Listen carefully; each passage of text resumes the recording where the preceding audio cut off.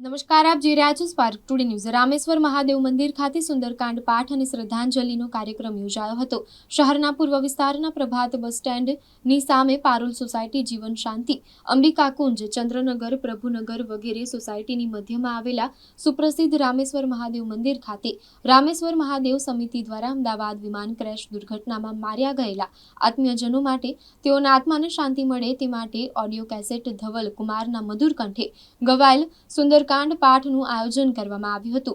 ઉપરાંત વડોદરા શહેરના plane crash દુર્ઘટનામાં માર્યા ગયેલા મૃતક સ્વજનો માટે મૌન પાડીને ચિત્રજી પર પુષ્પો અર્પણ કરીને ભાવાંજલિ વ્યક્ત કરવામાં આવી।